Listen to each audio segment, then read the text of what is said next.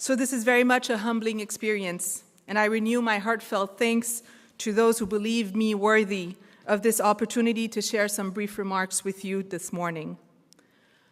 I would like to start by honoring the lives of the 117 souls lost on the night of October 3rd.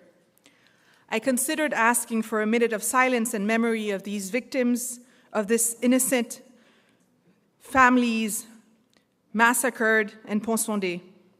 A minute of silence in memory of these innocent children, women, and men that were sacrificed, ripped from their families, ripped from their communities, ripped from their dreams, from their right to love, their right to live, and their God-given aspirations.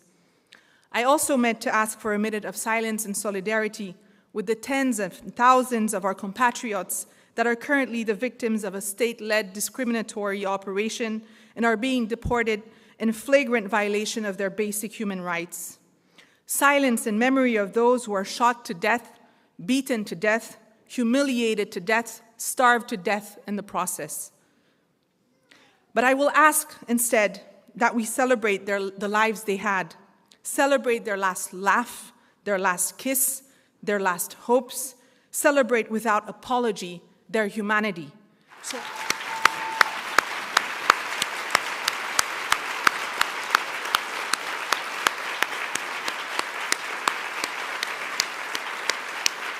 In the face of racism, in the face of xenophobia, in the face of barbary, we shall never stay silent, not even for 1 minute. When they want to bury us alive, when they want to bury us in shame, when they want to bury us in guilt, when they want to bury us in grief, we stand up. We show up. We speak out. We shout out, and we always take a stance. In Springfield, Ohio, like in Santo Domingo, we will not stay silent. We will not stand by as infant children are separated from their breastfeeding mothers, as young girls are dropped overnight alone on a border. We will not stay silent because history is taking notes, and we owe it to those who came before us to rise together and uphold our sacred, hard-won dignity. We can't allow ourselves to stay complacent and shut down our inherent power to demand and enact positive change. See, we are a people molded by incommensurable pain and even greater joy.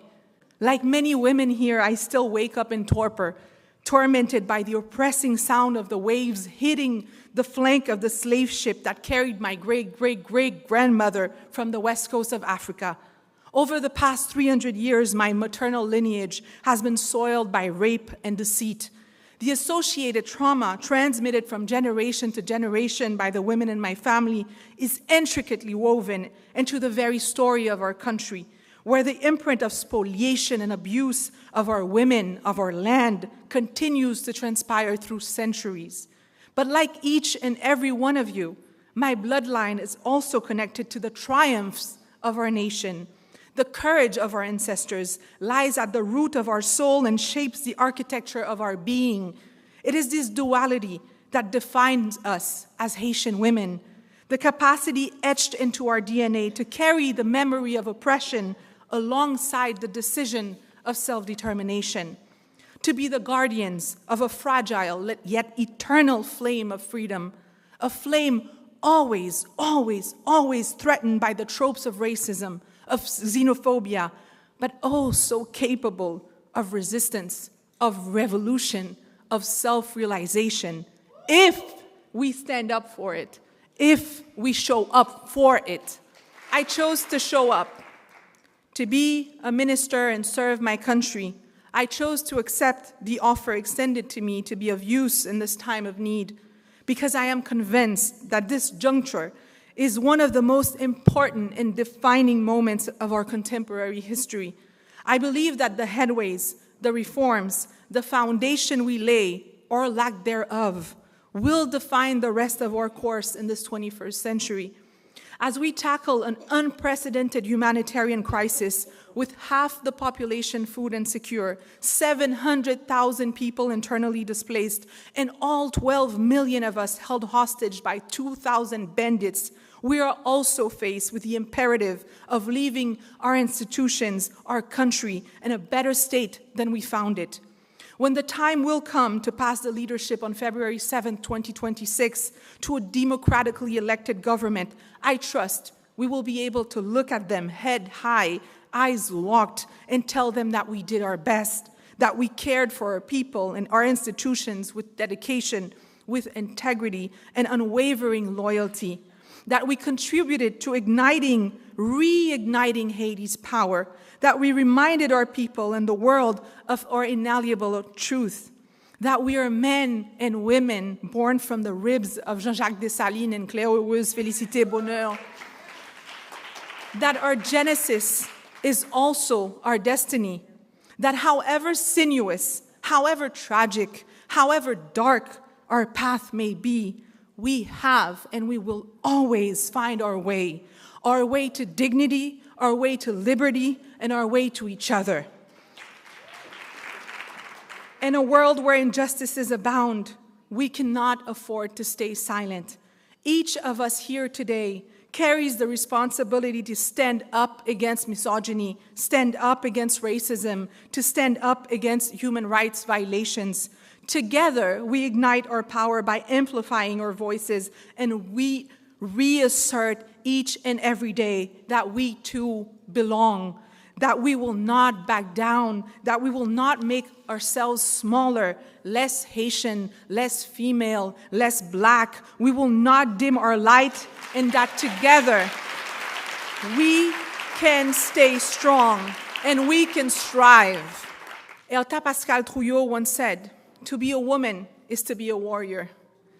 These words resonate deeply as we reflect on the battles that we must fight, not only for ourselves, but for all those who face oppression, all the voiceless, all the Haitian ladies without a network, for the too many of our sisters that are left to fend for themselves.